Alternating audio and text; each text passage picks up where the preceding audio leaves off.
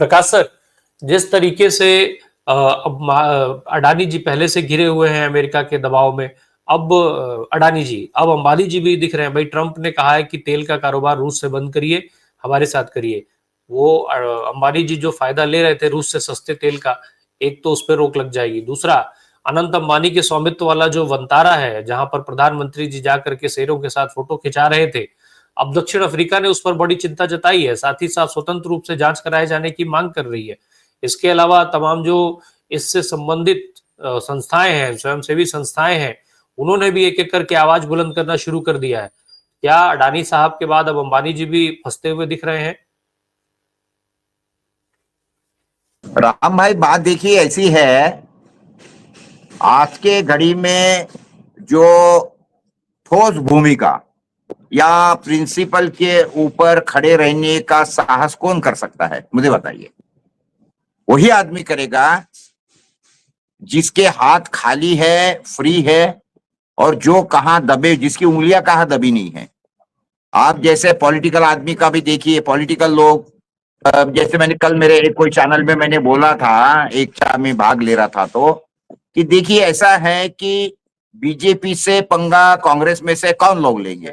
जैसे राहुल गांधी ने बोला था ना कि जो बारात के घोड़े हैं वो रेस में दौड़ रहे हैं, जो रेस के घोड़े हैं वो बारात में है या अस्तबल में बैठे हैं। वो तो बातें ऐसी है कि ये भाजपा से वही आदमी पंगा ले सकता है, अमेरिका से वही आदमी पंगा ले सकता है कि जो जिसके हाथ रहने। एक बार टाटा ले सकते थे, आपको मालूम है टाटा ने वो इसके बाद में किस तरीके से भूमिका ली थी, और पाकिस्तान के जो लोग आए थे उनके साथ में कुछ ये करने के लिए, अपना जो क्या बोलते वो ये हुआ था, जो बम क्या बोलते अटैक हुआ था, नक्सली अटैक हुआ था मुंबई के ऊपर, उसके बाद में। तो ये टाटा इसलिए ले सकते थे कि आपको भी मालूम है कि टाटा का जितना भी है वो सब टाटा ट्रस्ट और सारा का सारा उनका जो है, उनका कोई बेटा तो नहीं, जैसे अंबानी का अडानी का बेटा या भाई ये सब कर रहे हैं, लेकिन टाटा का कौन है? वो तो सारा का सारा एक पब्लिक ट्रस्ट है, ऐसा बोलेंगे भी तो चलेगा। इसीलिए टाटा इस तरीके से भूमिका ले सकता है, इसीलिए वो क्वालिटी कंट्रोल भी करते हैं। ठीक है, व्यापार है, धंधा है, थोड़ा बहुत ऊंच नीच करना पड़ता है, मैं समझ सकता हूँ। लेकिन अडानी अंबानी तो ये ऐसे लोग हैं कि ये कोई देश के लिए थोड़ी काम कर रहे हैं यार। आपको तो पता है अंबानी ने कभी इनकम टैक्स ही नहीं पे किया था कई साल तक के, अभी अभी थोड़ी बहुत देना चालू कर दिया है।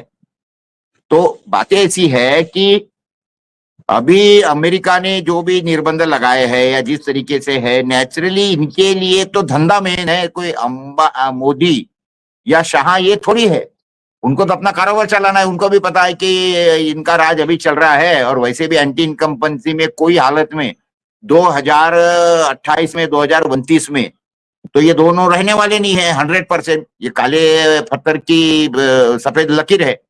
तो नेचुरली ये लोग तो अपना धंधा चलाएंगे ना, तो इसीलिए वो पंगा कौन लेगा अमेरिका से? आखिरी ये महाशक्ति है, वो उनके साथ में वही ले सकता कि जिस तरीके से एक छोटा देश उन्होंने आके बताया कि भाई आप हमारे लोगों को इस तरीके से कैदी बना के भेज नहीं सकते, हम आपके हवाई जहाज को नहीं उतरने देंगे यहाँ पे। क्योंकि उनको मालूम था ना भाई, कर करके अमेरिका क्या करेगा, उनको खोना कुछ नहीं था। लेकिन जिन लोगों के पास में खोने के लिए बहुत सारा है, ऐसे ही लोग कॉम्प्रोमाइज हो जाते हैं, मजबूरन हो जाते हैं, ये भी मैं समझ सकता हूँ। तो ये आज ऐसी परिस्थिति है, और उसका खामियाजा जो है ये पूरी देश की जनता और मूल रूप से हमारा देश भुगत रहा है। वो पॉलिटिशियन के थ्रू भुगत रहा है या बिजनेस के थ्रू भुगत रहा है। सबसे ज्यादा हाईएस्ट टैक्सेशन वर्ल्ड की सबसे महंगी बिजली भारत में, महाराष्ट्र में है। वर्ल्ड की सबसे महंगी, वर्ल्ड का सबसे बेकार इंफ्रास्ट्रक्चर, वर्ल्ड का सबसे ज्यादा कायदे कानून, गलत कानून, क्या बोलते लाल फित्ताशाही, ये हमारे देश के अंदर है। और उसके बाद में जिस तरीके से इसके साथ में कॉम्प्रोमाइज करके महंगा लेबर, एक जमाने में भारत में इसीलिए सारे लोग आते थे कि हमारे यहाँ का जो लेबर था बड़ा सस्ता था। आज तो आपको मालूम है चीन ने जिस तरीके से कायदे कानून में बदलाव कर दिए, और जिस तरीके से वहां पे उन्होंने रिफॉर्म्स करवा दिए, जिस तरीके से एक डिसिप्लिन लगा, इंडस्ट्रियल डिसिप्लिन लगवाया, तो इसीलिए तो चाइना इतनी प्रगति कर रहा है ना। चाइना इतनी प्रगति क्यों कर रहा है? अभी ऐसा है, मैं आपको बताता हूँ, मेरे एक दोस्त बता रहे थे उनके फैक्ट्री की, और ये हालत सभी तरफ की है। मैंने कई मेरे इंडस्ट्रियल फ्रेंड से बात किया, उनके करोड़ों रुपए की इन्वेस्टमेंट है उनकी, करोड़ों की, 100, 200, 500, 1000 करोड़ की। तो वो मुझे बता रहे थे पूरे साहब कि बोले आज मेरी फैक्ट्री के अंदर जो मेरी कैपेसिटी है 800 मजदूर की है, टेक्निकल है, वो सारा का सारा टेक्निकल फैक्ट्री उनकी। उसको सारे जो चाहिए वो सारे टेक्नोक्रेट चाहिए, यानी उनको वेल्डर चाहिए, उनको बाकी कारपेंटर चाहिए, इस तरीके से फैब्रिकेशन वाली बड़ी फैक्ट्री है उनकी। वो बोले 800 लोगों का मेरा फैक्ट्री का कैपेसिटी है, मैं ढूंढ ढूंढ के परेशान हो गया हूँ, पागल हो गया हूँ, जो मुंह बोले दाम देने को मैं तैयार हूँ। लेकिन मेरे फैक्ट्री के अंदर आज बोले पोरे साहब 800 की जगह पे 80 मजदूर काम करते, मजदूर आना बंद कर दिया। बोले मैं फैक्ट्री में मैंने आना बंद कर दिया, क्योंकि आके करूंगा क्या, बोले रोता हूं। बोले मैं, मेरे बेटे मेरे मुझे कोसते रहते हैं कि पापा हम तो जाने वाले थे अच्छी तरह से, फॉरेन में नहीं गए, और आपके साथ में बोले हमें फैक्ट्री में आए फालतू में, और यहाँ पे सारा भुगत रहे। बोले क्या देश है, क्या चल रहा है। तो ये आज कहने का मतलब क्या है कि देखिए आज जो इंडस्ट्रीज है वो चल नहीं रही है, और ये बोल रहे कि नई इंडस्ट्री लगाओ, नए ये करो। अरे भैया, नए लोगों को इसमें लाके उनको फंसाएंगे, उससे बेटर है जो फंसे हुए उनको तो पहले बाहर निकालो।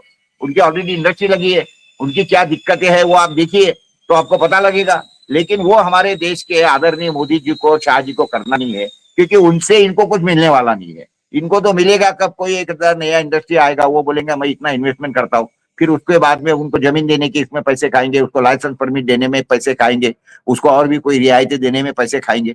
इनको तो जहां से माल मिलेगा वो लोगों के साथ में रहेंगे, जिनसे माल नहीं मिलता है वो लोग बोलते भाड़ में जाओ। इस तरीके से आज के देश की हालत है। और सारा खामियाजा जो है ये सारे इंडस्ट्रियलिस्ट, टैक्स पेयर जो भी थे, देश के पिलर्स जो थे, वो भुगत रहे हैं। जी राम भाई। प्रकाश सर, अभी जो जिक्र कर रहे थे प्रशांत सर, वनतारा की बात जब होती, वनतारा को तो उसी आरटीआई से मंत्रालय ये कह रहा है कि वनतारा नाम का कोई चिड़ियाघर है ही नहीं, वो तो वनतारा को चिड़ियाघर ही मानने को तैयार नहीं है, जबकि प्रधानमंत्री जी जाके उसका उद्घाटन करते हैं। अगर वो चिड़िया ही घर नहीं है तो प्रधानमंत्री जी उद्घाटन किस चीज का करने गए थे? अभी प्रधानमंत्री तो किस चीज का उद्घाटन करने गए थे वो तो छोड़ो, ये लंबी चौड़ी बातें हैं। मैं बहुत ध्यानपूर्वक प्रशांत भाई की बातें सुन रहा था और बता रहे थे वो, और उसी तरीके से प्रफुल्ल भाई की भी बातें मैंने सुनी थी। देखिए मैं एक बात बताता हूं आपको राम भाई, एक समझने की बात है। मैं 2006-07 में शायद, हाँ आज से 18-19 साल पहले, राष्ट्रपति प्रतिभा ताई का जो फर्स्ट फॉरेन ये था, टूर था, ब्राजील, चिली, मेक्सिको का करीब करीब 13-14 दिन का वो टूर था। तो उसके अंदर उन्होंने, वो हमारे विदर्भ की है, तो उन्होंने बड़े क्या बोलते हैं आदर पूर्वक मुझे वहां पे निमंत्रित किया था उनके टूर में। मैं गया था, 14 दिन उनके साथ में था। उस दौरान मैंने जो देखी हुई बातें, मैं जानबूझकर अभी आज के परिप्रेक्ष्य के अंदर आप उसको देखिए तो आपको ध्यान में आ जाएगा क्या परिस्थिति और क्या फर्क हो गया है। देखिए दौरा किस लिए है, तो यानी जो टूर के पहले दिन सारा प्रेस को ब्रीफिंग हुआ पूरे कंप्लीट। उसके बाद में हवाई जहाज के अंदर हम जहां पे उतरने वाले थे, उसके पहले हवाई जहाज के अंदर भी प्रेस हुआ।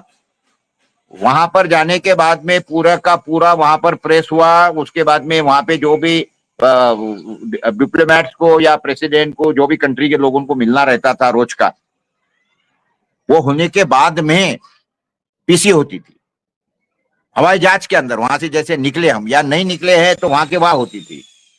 उसके बाद में यानी दिन में कम से कम 2 बार प्रेस कॉन्फ्रेंस होती थी, कभी हवाई जहाज में या कभी होटल के अंदर जहां पे हमको रोका गया था। और सारा का सारा बताया जाता था कि भाई आज के दौरे का फलित क्या है, क्या करने जा रहे हैं हम लोग, या क्या हो गया है, क्या क्या प्रोमिसेस मिले हैं। देखिए ये वो दौर था 14 दिनों के अंदर का हमने देखे हुआ। और उसके बाद में मीडिया के करीब करीब 50 लोग तो थे हवाई जहाज के अंदर, जिसके अंदर पीटीआई से, यूएनआई से लेके तो सारे बड़े बड़े अखबार जो थे उनके रिपोर्टर्स भी थे। मालिकों में से तो मैं और हमारे दड़ा साहब दोनों ही थे मालिक में से, बाकी तो सारे के सारे सीनियर जर्नलिस्ट वगैरह सारे थे।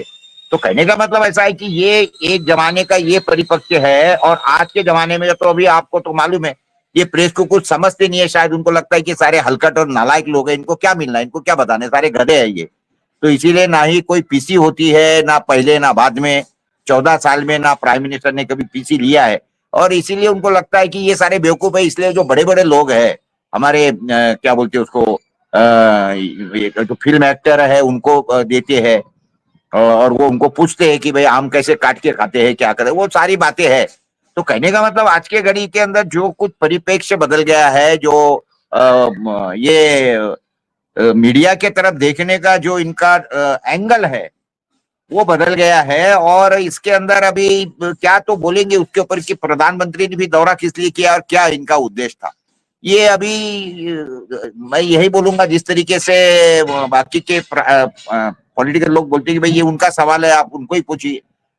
आज के घड़ी के अंदर देखिए राम भाई, मैंने जब भी जो आपको विषय बोला कि जो ऑलरेडी फंसे हैं उनको तो कुछ नहीं है। मेरे एक इंडस्ट्रियलिस्ट मित्र है, वो मुझे बता रहे थे, बिजनेसमैन है उनके, बड़ी इंडस्ट्रियलिस्ट नहीं है, काफी बड़ा बिजनेस है उनका, शॉप्स है कई उनके, चेन ये है। वो बता रहे थे मुझे कि बोले हमारे यहाँ पे बोले अगर हमने किसको पार्टनरशिप देते हैं तो नेचुरली वो पूंजी लेके भी आता है। तो वो हिसाब से जैसे एक आधे कॉर्पोरेट कंपनी है, अगर उसने जो शेयर कैपिटल है, शेयर कैपिटल में से जिस तरीके से उसका होता है तो नेचुरली उस तरीके से उसको शेयरिंग मिल जाता है प्रॉफिट के अंदर।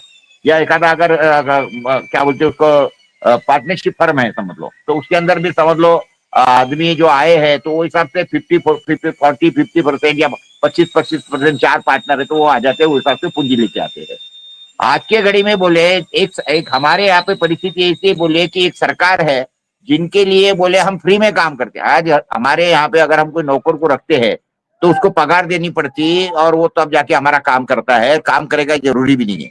लेकिन बोले हमारी परिस्थिति ऐसी है कि सरकार ने हमको नौकरी पे रखा है, और नौकरी पे रखा है लेकिन कोई सैलरी नहीं है, और हमारे मुनाफे के अंदर 50% के पार्टनर है, क्योंकि 35% तो डायरेक्ट इनकम टैक्स है। बाद में जीएसटी वगैरह के लिए हमको आदमी रखना है, इनको टैक्स कलेक्ट करने के लिए हम आदमी रख रहे हैं, सारी सिस्टम खड़ी कर रहे हैं। और उसके बाद में ये सिर्फ मुनाफे के पार्टनर है, इनका कोई शेयर कैपिटल नहीं है। और ये हमारे बोलते हैं ना राम भाई कि हर आदमी अपने अपने पुराने पापों की सजा भुगतता है, ऐसा हमारे इसमें एक कहावत है कि भाई तुम पुराने पापों की सजा भुगत रहे हो। बोलिए हम पाप हमारी सजा इसलिए भुगत रहे हैं कि हमने एक बड़ा पाप किया है। बोले ये भारत में आके क्या पाप किया, तो धंधा खोल दिया, बिजनेस खोल दिया, बिजनेस खोलने का पाप कर दिया। वही बोले अगर हम सरकारी नौकरी में जाते थे तो परिस्थिति ये रहती थी हमारी कि हम लोग ये जो है सरकार से पैसे भी लेते थे, काम भी नहीं करते थे, या समझ लो, और फिर नौकरी पे लगे हैं तो टेबल के नीचे से हाथ आगे करके वो भी पैसे भी खाते रहते थे, बोले सब करते थे। लेकिन आज हमारी ऐसी परिस्थिति है, बोले अभी कहना तो ठीक नहीं है कि, लेकिन पुरानी कहावतें करके मैं बोलता हूँ, मैं किसी को हर्ट नहीं करना चाहता हूँ। कहते हैं ना धोबी का कुत्ता, ना घर का ना घाट का। जैसा धोबी जाएगा तो घाट पे चले जाता है उसके साथ में, और घर में रहता है तो घर में, लेकिन दोनों भी जगह पे उसको लताड़ी मिलती है। तो उसी तरीके से आज की घड़ी में परिस्थिति हो गई है देश में लोगों की। क्या तो बोलेंगे, इंडस्ट्रियलिस्ट है छोटे बड़े, अभी इनके बड़े जो चहेते हैं उनकी बात छोड़ दीजिए आप, अडानी अंबानी वगैरह, इनके जो गले के हार बने हुए हैं या गोदी में बैठे हुए हैं उनके छोड़ दीजिए, वो they are the most luckiest people. लेकिन बाद ये जो छोटे बेचारे जो खुर्दा व्यापारी है, आज मैं मार्केट में जब घूमता हूँ, क्योंकि मेरी आदत है जब परचेसिंग के लिए मैं खुद ही निकलता हूँ, मेरे जो भी ऑर्गेनाइजेशन है उसके लिए जो भी लगता है, तो ये वहां पर वो बेचारे इतने रोते रहते हैं छोटे के छोटे कि आज हर आदमी रो रहा है, उसके आमदनी कम होते जा रही है और खर्चा बढ़ते जा रहा है। ये राम भाई